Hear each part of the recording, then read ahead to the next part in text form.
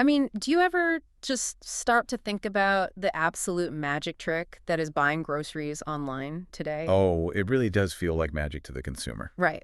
Just, picture it. You're sitting on your couch, you pull out your phone, Oh, yeah. and you tap a button on this, like, beautifully designed website. Yeah. And somehow, maybe 12 hours later, a pint of artisanal ice cream just magically appears on your porch. And it's perfectly frozen. Which is crazy when you really think about the physics of it. It's completely crazy. It feels entirely frictionless. I mean, we just click and food It appears. feels like we've somehow managed to, conquer the laws of physics and distance entirely through software. Exactly. Yeah.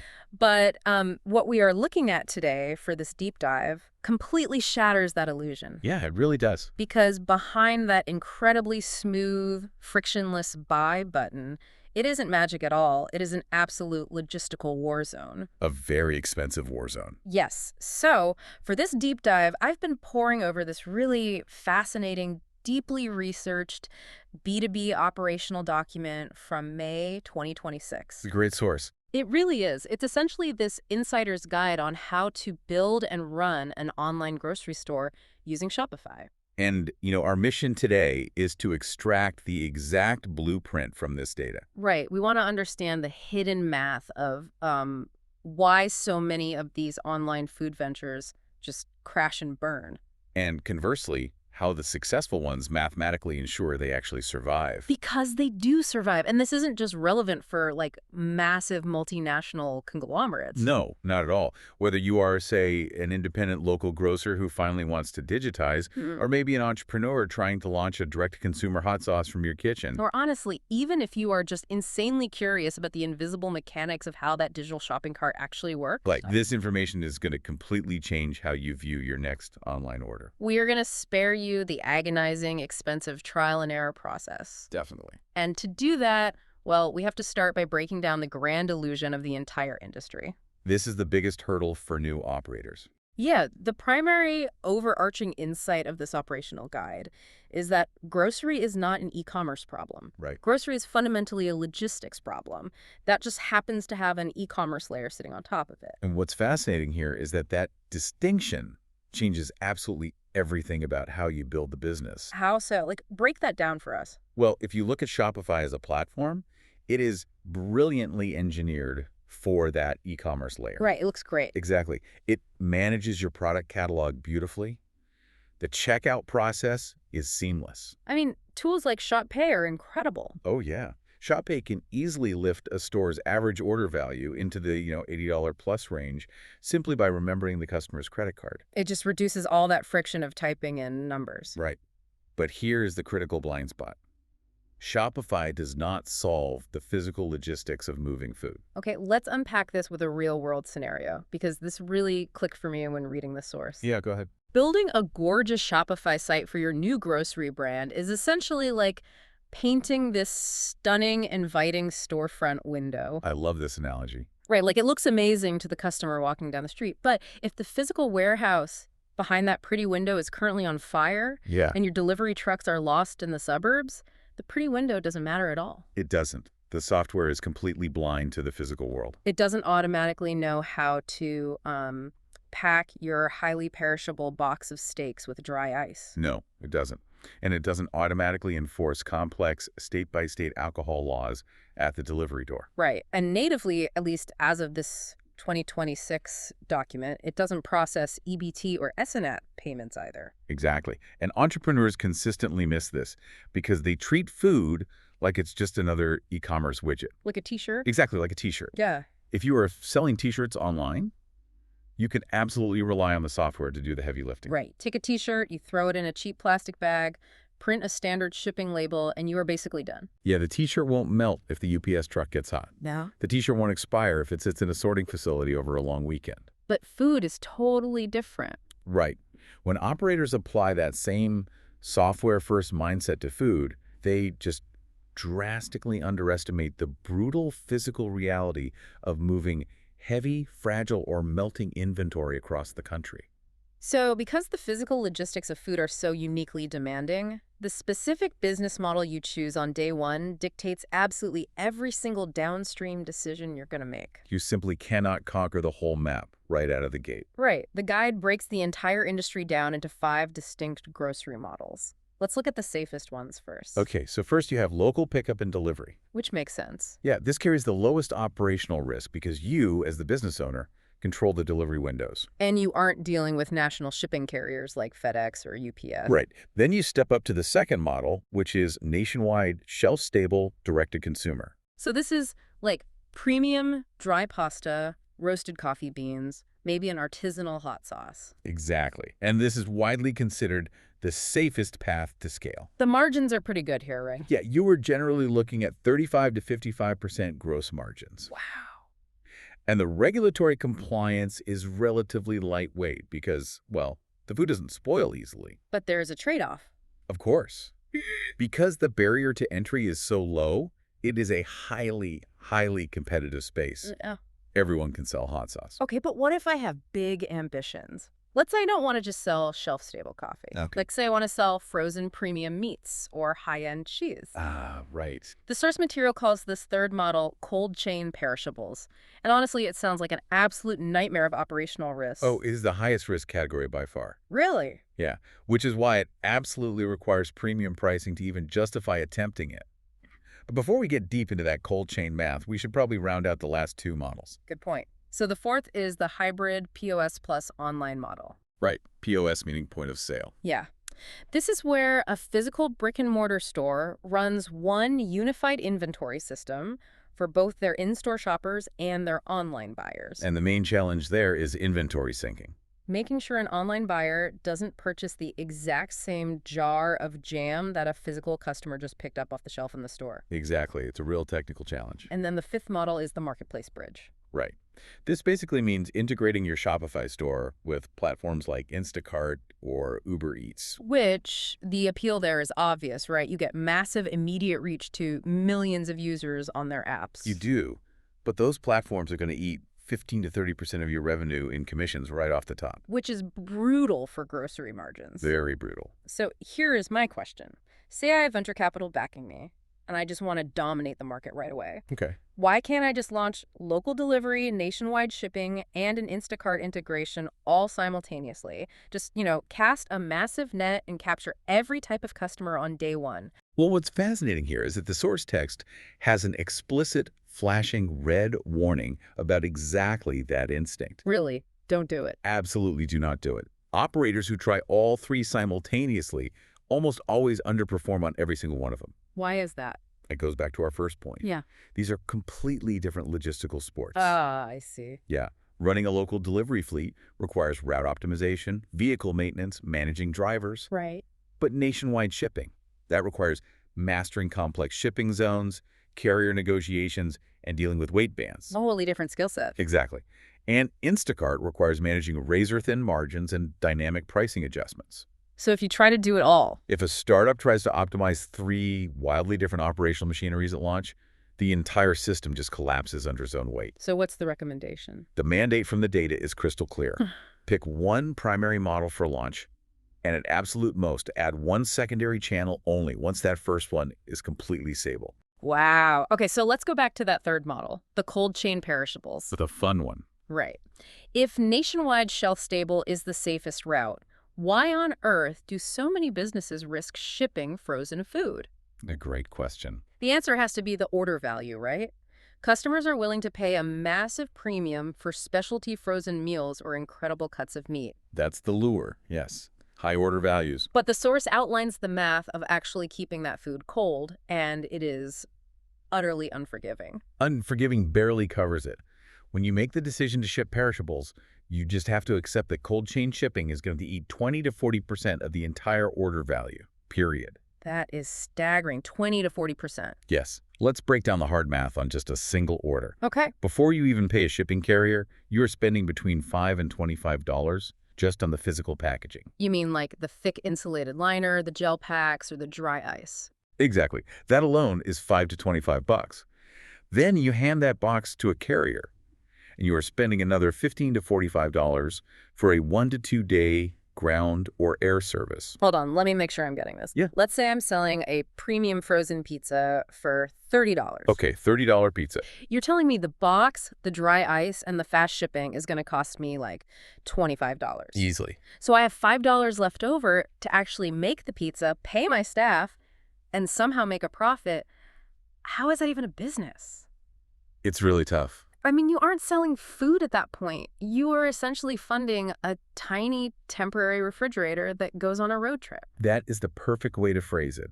And that is exactly why any perishable order under $50 simply cannot survive the math. It just doesn't work. It is mathematically impossible, especially if you are also paying for customer acquisition through digital ads. The margins just evaporate instantly. But wait, don't e-commerce platforms have shipping calculators? They do. So why can't I just plug in the weight of the pizza and the dry ice and let the software charge the customer the exact live shipping rate at checkout? Let them pay for it. Because of a logistical concept called dimensional weight. Dimensional weight. Yeah. Carriers don't just charge you based on how heavy the box is. They charge you based on how much physical space that box takes up in their delivery truck. Oh, I see. Right, so a giant cooler box filled with lightweight frozen pastries takes up a lot of room. Even if it doesn't weigh much. Exactly. If you rely on live carrier rates at checkout, the software might calculate a dimensional weight surcharge that suddenly asks the customer to pay $60 in shipping for a $40 cake. And the customer will just immediately abandon the cart. Exactly. They'll just close the tab. Which means you have to completely change your strategy. You have to use flat rate shipping. Yes. If we connect this to the bigger picture, this is exactly why flat-rate cold chain shipping bans are vital. So how does that work? Predictable economics matter far more than per-order precision. You have to calculate your average cost to ship that box across all your zones and then charge a flat rate, say $29, that you know generally covers your expenses on average. Got it.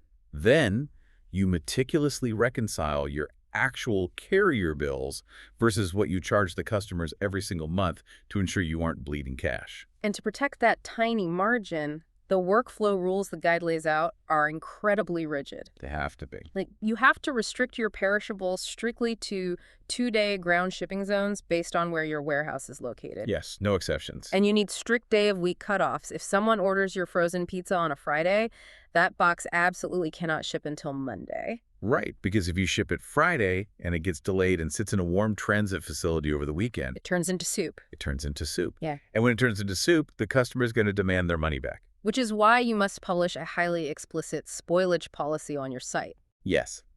You have to tell the customer exactly what triggers a refund. If the gel pack is melted but the food is still cold to the touch, does that qualify? Right, you have to define those parameters before they buy. Exactly. Okay, so let's say you've solved the physics, you've dialed in the dry ice, you've optimized the dimensional weight, you have a beautiful flat rate shipping model. You're feeling good. You feel great, but there is an entirely different boss battle waiting for you. Oh, yeah. The government. The red tape. Yes, and if you ignore the rules here, you don't just get a grumpy customer leaving a bad Yelp review. You get massive lawsuits, cease and desist letters from regulators, and fines that will just end your company. The stakes shift immediately from customer service to actual legal survival. So what's the first hurdle? Well, the most immediate hurdle is FDA labeling. You must explicitly list the 9 major U.S. food allergens on your product. Which are? That's milk, eggs, fish, shellfish, tree nuts, peanuts, wheat, soybeans, and sesame. And we aren't just talking about a flap on the wrist if you forget to list sesame, right? Explain what actually happens if a brand messes that up. If you mislabel an allergen and ship it nationwide, you trigger a cascading supply chain nightmare. Oh, wow. The FDA can mandate a physical recall. You are certainly legally obligated to track down and retrieve thousands of jars of product from customers' pantries across the country. That sounds incredibly expensive. The logistics of a reverse supply chain recall will bankrupt a small food brand almost instantly. And then you have state-specific laws like California's Prop 65, Right. just reporting what the document says here. But if you ship specialty items into California without the proper chemical exposure warnings on the label, you are practically inviting organized consumer lawsuits. It's a huge liability. But the absolute wildest regulatory maze seems to be alcohol. Oh, alcohol is incredibly complex because of the 21st Amendment. Right. Again, just looking at the legal reality the text lays out, when Prohibition ended, the federal government basically handed alcohol regulation back to the individual states. Which means the rules vary wildly every single time you cross a state line. Exactly. You can't just throw a bottle of artisanal wine in a box and hand it to the post office. Right, because you need an age 21 signature upon delivery via a licensed carrier. Yes. And on the software side, you actually must geo-block restricted products at checkout. This is a big one.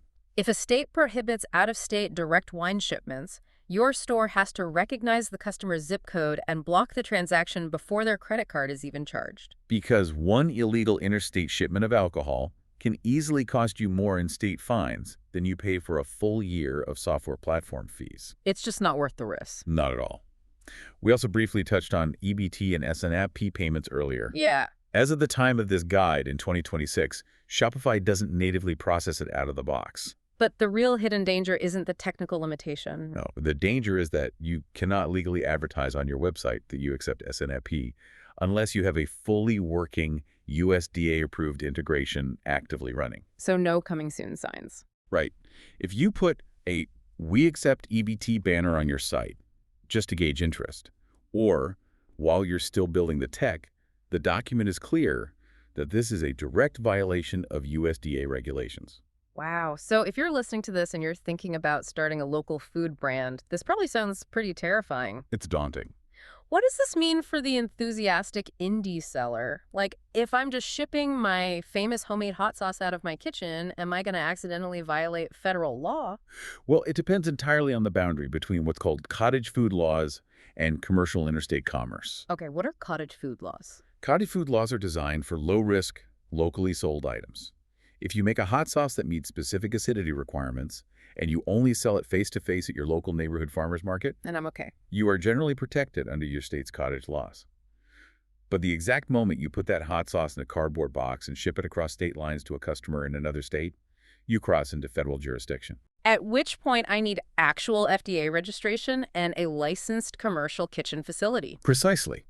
The core philosophy the guide pushes here is that compliance must be treated as a launch gate, not a parallel work stream. A launch gate, meaning a literal barrier. Exactly. You do not open the doors to the public until the compliance is completely locked down. You don't try to figure out your FDA labeling while you are, tweaking the font colors on your website. Because the financial cost of having to halt operations, redesign packaging, or issue a recall post-launch will always astronomically exceed the upfront cost of paying a legal expert for a proper regulatory review before you ever launch the site. Okay, so let's move past the red tape. Let's assume your product is perfectly legal. Okay. The allergens are labeled, it is perfectly packed in dry ice, and safely routed to the customer. How do you actually ring it up? Oh, right. This is where the physical, messy reality of food violently collides with the rigid limitations of digital software. We have to talk about wrestling with the platform itself. This is such a fascinating friction point. Take variable weight. Okay. Shopify's entire infrastructure, like most e-commerce platforms, is built on fixed variants. Small, medium, large. Right. But nature doesn't grow in fixed variants. You can't just weigh a custom unique cut of brisket at a digital checkout screen. I always think of this like, imagine a butcher trying to fit a cow into an Excel spreadsheet. That's a great image. It's true. Buying 1.3 pounds of deli meat in person is totally natural. The butcher weighs it, the scale prints a sticker with the exact price down to the penny, and you pay. Simple. But doing that online is a software nightmare. If the digital cart only understands a 1-pound variant or a 2-pound variant, what do you do with the 1.3-pound piece of meat? Operators have to use creative workarounds. The most common is selling in fixed weight increments, like half-pound or 1-pound variants. And what if it's over? The business just eats the slight financial variance in packing. If it weighs 1.1 pounds, you still only charge for a pound. Or you bypass weight entirely and use fixed pack sizes, like a 6-bottle case of juice. Oh, I like the other workaround they mentioned, too. The fixed-price Build-A-Box bundle. Yes, that's a great one. The customer pays, say, $50, and they get to pick any 5 items from a list, completely ignoring the micro variations in the physical weight of those specific items. Exactly. It simplifies the software side immensely. And then there is the absolute joy of sales Oh tax. boy. U.S. states aggressively separate grocery staples from prepared food. And again, just looking at the facts here without taking a stance, the definitions are wild. They really are. If you lazily apply a blanket 7% tax across your whole store, you are creating a massive liability. Huge. Say you sell potatoes. In many states, a raw potato is a grocery staple and is completely tax exempt. Right. But if you sell a heated potato or candy or soft drinks, those are suddenly fully taxable. If you overcharge the customer for the raw potato, you create a massive refund liability. But if you undercharge them for the prepared food, you are creating a massive retroactive tax debt that the government will eventually collect directly from your company's bank account. It's terrifying. You have to meticulously map every single item you sell to the correct tax category. Which brings us to the app stack. Yeah. Because Shopify doesn't do all of this natively, so you have to plug in third-party software. Right. And for a grocery store, subscriptions are absolutely non-negotiable for consumable items. Things like coffee, tea, and pantry staples. Listens. Furthermore, expiry tracking is mandatory. You need a warehouse app that handles FIFO. That's F-E-F-O. First expired, first out. Explain how FIFO actually works in a warehouse setting. Well, standard e-commerce uses FIFO. First in, first out. Huh. The oldest inventory received is the first to ship. Which works for T-shirts. Right. But with food, a newer shipment might actually have an earlier expiration date from the manufacturer. Well, right. So FIFO software tracks the literal expiration date of every specific batch or lot of food. It physically directs the warehouse worker to pick the item that expires soonest, regardless of when it arrived at the warehouse. And if you don't do that, If you don't track lots and expiry dates systematically, you will inevitably ship expired food to a customer. and shipping expired food is basically a death sentence for a food brand's reputation. I mean, no one gives you a second chance after you poison them, Exactly. But if you get the software right, it solves the biggest problem in e-commerce. which is retention. Yes. This raises an important question. How do you keep them coming back? If you're paying $30 in ads and shipping just to acquire a customer and get them through all this complex red tape, you absolutely cannot afford for them to only buy from you once. Right. Without a seamless subscription and replenishment loop built into your store, where the customer automatically gets a fresh bag of coffee right before they run out, a grocer is leaving 60 to 80% of an ad campaign's lifetime value on the table. Which perfectly brings us to the ultimate formula. Yes. We've looked at all the moving parts, the dry ice, the government regulations, the software workarounds. When we put it all together, what actually separates the stores that print money from the ones that quietly go bankrupt in their first year? Well, the operational guide identifies 6 deadly pitfalls. Let's hear them. 1. Underpricing your cold shipping. 2. Making illegal alcohol shipments. 3. Ignoring FDA allergens. 4. Lacking a system for expiry tracking. 5. Falsely promising EBT integrations. And 6. Failing to build a subscription replenishment loop. So if you make any of those 6 mistakes, the mathematical model breaks and the business guys. Pretty much, yeah. But the guide also provides a strict unit economics rule to ensure survival. Okay, what is the break-even rule? Your contribution margin, meaning the actual profit left over after you pay for the cost of the goods, the physical packaging, and the shipping, must be roughly 25% of your average order value for shelf-stable goods. And for cold chain. If you are shipping cold chain perishables, it must be at least 15%. If your margins dip lower than that, paying for digital ads will literally bleed the company dry. Because customer acquisition in grocery is deeply psychological, isn't it? It really is. The guide explicitly advises against starting with massive Meta or Google ad campaigns. Which is counterintuitive. Right. Instead, it suggests starting with local SEO, optimizing your site for recipe searches, and executing hyper-local physical partnerships. This detail blew my mind. They point out that doing a $200 physical product sampling drop at a local office building will vastly outperform a $2,000 paid social media test. Absolutely. Why? Because you are handing physical, tasty food to hungry people in their daily routine. Yeah. You're creating an immediate, localized habit. Yes. A grocery brand spending $5,000 a month on Instagram ads without having text message replenishment and subscriptions already set up is effectively setting their money on fire. You are buying a single, fleeting click when you really need to be buying a lifelong habit. And grocery is entirely a business of habits. It is. And the ultimate overarching truth of this B2B guide is that the grocery sector rewards operational discipline far more than it rewards creative branding. Right. A cool logo or a funny video will get someone to click your link exactly once. Exactly. But if you nail the unit margins, if your legal compliance is ironclad, and if your subscription loop is utterly frictionless, the business basically scales itself. It's an incredible journey when you step back and look at it. Right. We've gone from recognizing that e-commerce grocery is really a massive iceberg of physical logistics to confronting the brutal, unforgiving math of shipping a frozen pizza. Yeah. We've navigated FDA recalls, the complexities of state alcohol laws, and figured out how to hack a digital platform to sell variable cuts of meat. It really demands a completely different kind of entrepreneur. You can't just be a marketer. You have to be a ruthless systems thinker. And it leaves you with a thought that kind of turns the whole modern internet economy on its head. What's that? Well, we live in an era where every new company desperately tries to go viral. You know, they want flashy aesthetic branding, they want edgy TikToks, they want to look incredibly cool. Sure.